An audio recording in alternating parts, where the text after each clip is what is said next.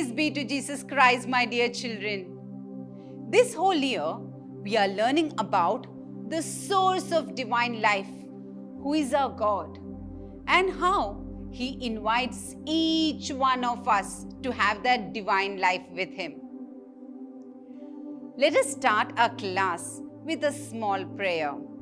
I want all of you to keep your back straight, join your hands, close your eyes, and repeat after me. My dear Lord, may I turn away from sin and take refuge only in your mercy. Amen. What did we learn in the previous chapter? Do you all remember? Yes, you are right. We learned the most important topic, the 10 Commandments. What are the 10 Commandments, dear children? Yes, 10 Commandments is a set of instructions and rules to live by. It was given by God through Moses at the Mount Sinai. Now you all remember. Yes. Does anyone remember what are those 10 commandments? Come on, we all will say very loudly. The first one, I am the Lord your God. You shall have no other God but me. The second commandment, you shall not take the name of the Lord your God in vain. Yes. Now the third commandment, you shall keep the Sabbath and keep it holy. The fourth commandment, you shall honor your father and mother. Fifth says, you shall not kill. Only God has the power to end a life. You shall not commit adultery.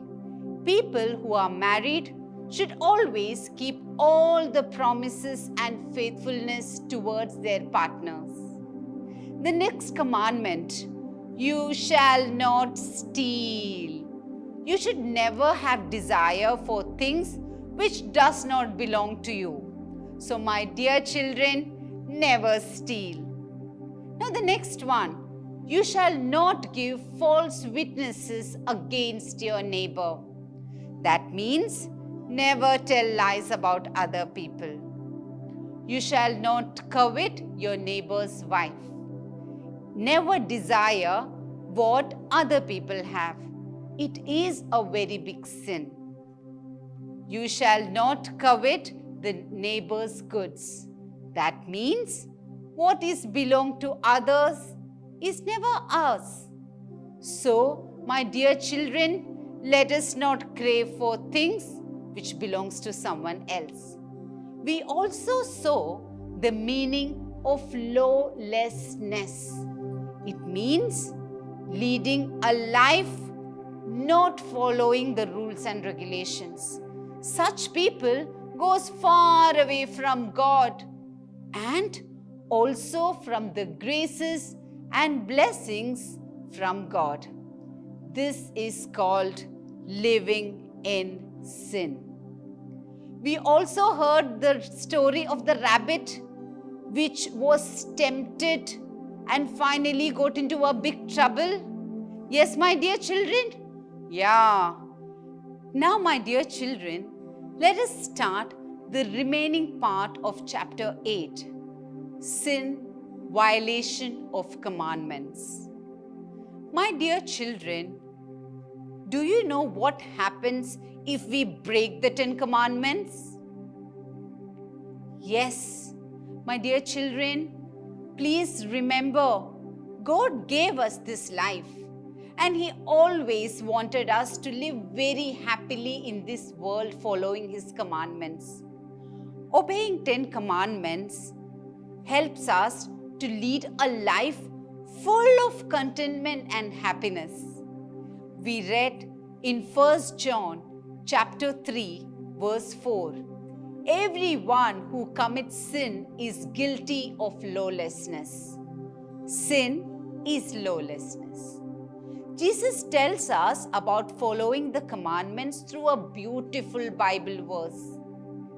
If you keep my commandments, you will abide in my love, as I have kept my Father's commandments and abide in his love. John chapter 15, verse 10. Through all the commandments are of utmost importance, Jesus explained that all the 10 commandments can be summarized into 2. What are they? Can somebody guess? Yes, the first one, I am the Lord your God, you shall have no other God but me. The second one, love your neighbors as you love yourself. We know how important it is to keep our Creator above everything in this world. Also, we all certainly love ourselves, don't we?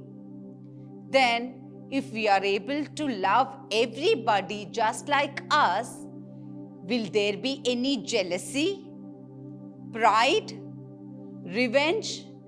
Never. Do you know why, children?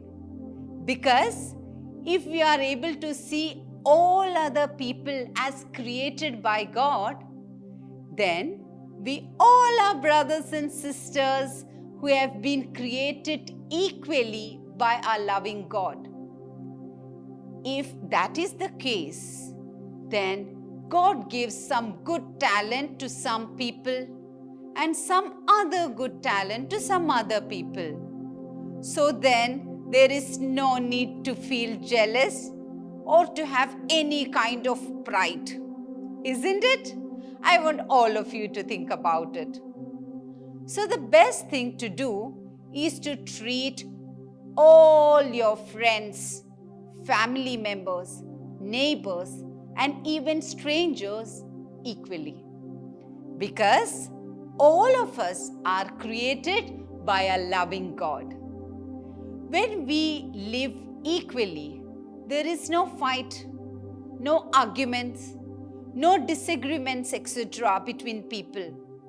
Then we are able to live as children of God, just the way our loving God likes us to live. Jesus is our role model. He obeyed the Abba Father's commandment and loved him and remained in his love. He always prayed to the Almighty God, and especially for asking strength and courage to listen to his commandments and follow it. If we live like Jesus, we will be friends with God. When we violate or break these commandments, what happens? We ourselves move away from God, and this is due to sin. We get tempted very often to break the commandments.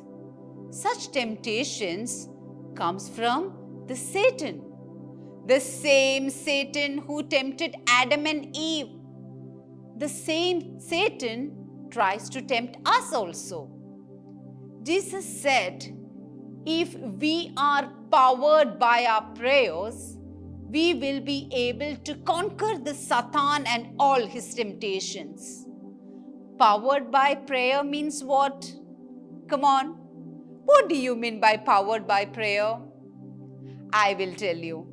When we pray, we are actually talking to our God, isn't it? So, whenever there is a temptation, there is a strong desire to do something wrong.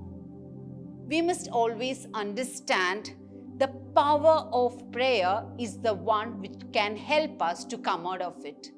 If we sit down and pray and share our feelings of temptation with our loving Jesus, He will definitely help us to stay away from sin and temptation and to remain in purity and as good children of God.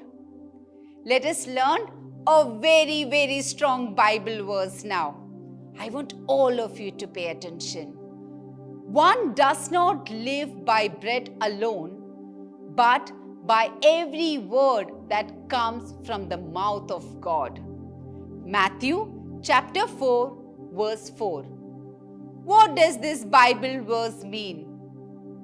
It means that to live a good life, we must listen to the word of God and His commandments, and not just focusing on the food and material goods around us. This can only give us physical and bodily nourishments only for a little while. Now it's activity time. I want all of you to pay attention. I'm sure you have made a nice craft using ice cream sticks in the school. Have you all done that? Yes. Here is a very fun way to learn the 10 Commandments. Let us all try this out this week. Will you all do that? That's like my good children. The title of this task is God's 10 Commandments. I want all of you to write this on the first ice cream stick. Then take 10 more sticks like that. Write each commandment on one stick. In the same order, it must be kept from the first to the 10th. So you all will write the first commandment in the first stick, then the next, and then up to the 10 commandments in the order. Finally, when all the commandments are written on the ice cream sticks, you can use some Fevicol or some Fevistick or a glue and stick it on thin ribbon as shown in the picture. Once it is stuck properly, you can hang it by the loop on the top. This is a lovely craft, my dear children. You can pin it in front of your study desk or on a soft board. Well, my dear children, you can take the help of your parents, your siblings, or any elderly people in your house. I want all of you to make it as beautiful as possible. Take a picture of this craft, show it to your teacher before you come for the next class. All right? Let us conclude our class with a small prayer. I want all of you to join your hands, close your eyes, and repeat after me. Jesus, who obeyed Father's commandments, help us to obey the commandments. Every day, we want to follow you. We pray to you to shower your graces and blessings on us so that we can stay away from sin. Amen. So, my dear children, until we meet again in the next class, I want all of you to stay safe under the protection of our Lord Almighty. Praise be to Jesus Christ, dear children.